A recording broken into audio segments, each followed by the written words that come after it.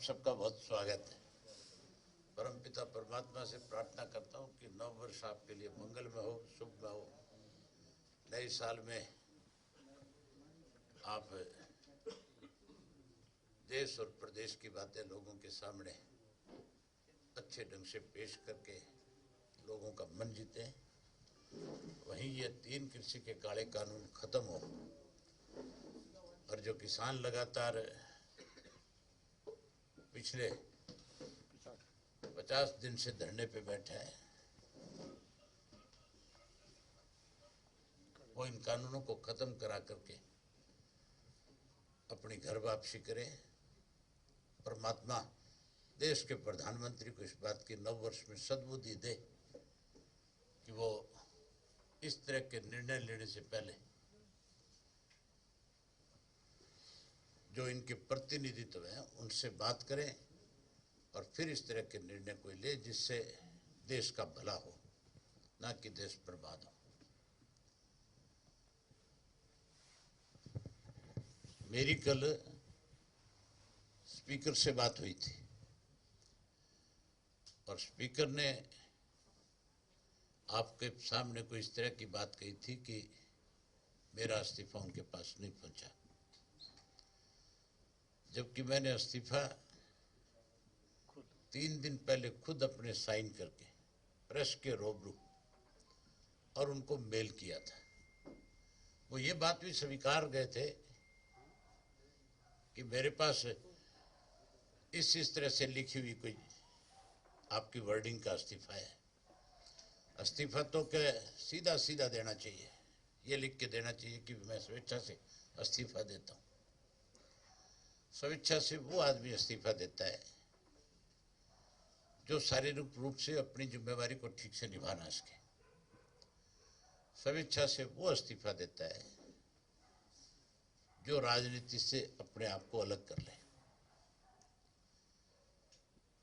मैं उस पार्टी का नुमाइंदा हूं जिस पार्टी के सर्वश्रेष्ठ चौधरी देवीलाल थे।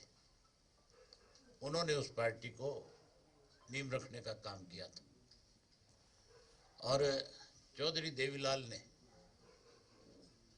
अपने स्कूल के समय से लेकर के आखिरी समय तक, स्कूल के समय में महात्मा गांधी के आंदोलन का हिस्सा बनकर के देश की आज़ादी की लड़ाई लड़ी। 16 वर्ष की आयु में पंजाब की, उस वक़्त के पंजाब की, जो आज पाकिस्तान में है, मुल्तान के पोस्टल जेल में अपने 6 महीने बिताए। अनेक उनके ऊपर मुकदमे बने, लेकिन उन्होंने देश की आज़ादी को, जब तक देश आज़ाद नहीं हुआ, अपना घर बार, स्कूल, पढ़ाई सब छोड़ दिया और गांधी के आंदोलन में लग गए। देश की आज़ादी के बाद उन्होंने हमेशा जहाँ किसान की अनदेखी हुई, गरीब की अनदेखी हुई, कमेरे की अनदेखी हुई, कमज़ोर की अनदेखी हुई, उन्होंने उसकी मदद करी। ना केवल मदद करी बल्कि चाहे वो किसी पद पे थे और उनकी बात कहीं नहीं सुनी जाती थी तो पद छोड़ करके उसकी लड़ाई को लड़ने का काम करते थे।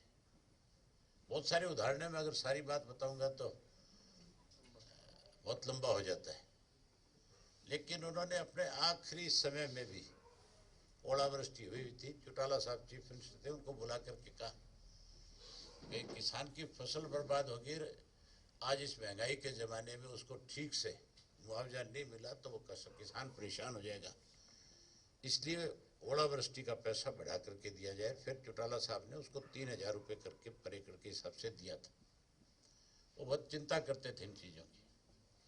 हमने भी चौधरी देवीलाल की नीतियों को कैसे आगे बढ़ाया जाए, इसके लिए पार्टी के सब साथियों ने बैठ करके एक निर्णय लिया कि इसके लिए किसी एक व्यक्ति को पहल करनी चाहिए। हम लगातार इस आंदोलन में सक्रिय थे। हमने लगातार अपने साथियों की जिम्मेवारियां लगा रखी थी कि आप जाओ और जा कर के जहाँ जहाँ भी आंदोलनकारी बैठे हैं, पंजाब के, हरियाणा के, उत्तर प्रदेश के, राजस्थान के, मध्य प्रदेश के, चाहे वो महाराष्ट्र से आए हुए हैं, आप उनकी जहाँ उनके साथ बैठ करके उनका हौसला बढ़ाओ वहीं कोई बुजुर्ग है उसकी देखभाल करो, किसी को किस चीज़ की ज़रूरत है, ज़रूरत के मुताबिक उनको सारी चीज़ें मुहैया कराने का काम करो। आज भी इंडियन नेशनल लोकदल पार्टी के झंडे और बैनर नहीं लगाए हमने, लेकिन हमारे हर जगह पे टेंट हैं जिनकी अलग से पहचान है। ये कहा जाता है कि चौटाला साहब के टेंट है, और हजारों पार्टी के कार्यकर्ता जो है वॉलंटियर के रूप में काम कर रहे हैं। मैं पिछले दिनों खुद 10,000 कार्यकर्ताओं को छोड़ कर के आया था, और कल फिर जा रहा हूँ।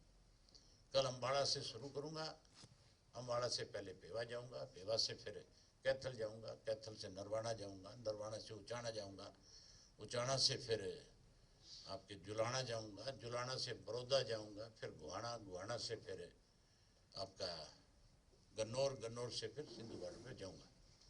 और हजारों ट्रैक्टर ट्रालियाँ मेरे साथ जाएंगी, जिनमें अगर मान लो 1000 ट्रैक्टर ट्राली जा रही है तो 10 आदमी भी साथ जा रहे तो 10,000 की संख्या होती है, कोई छोटी नहीं है। पीछे जब मैं टीकरी बॉर्डर पे गया था, प्रेस के लोगों ने स्वयं ये बात लिखी, सोशल मीडिया के जो आजकल इस आंदोलन को खास रूप से जो पूरे देश को दिखाने का काम कर रहे हैं, उन्होंने भी खुल करके ये बात कही थी कि 1500 से 2000 ट्रैक्टर ट्रालियाँ मेरे साथ थी। अब रही बात रिजाइन की, तो रिजाइन की कॉपी मैंने पहले भी आपके पास भेजी थी, और आज मेरी बात ये हुई थी गुप्ता जी के साथ कि मैं कल फिजिकली आपके सामने प्रेजेंस होकर के अपना रिजाइन फिर दूंगा।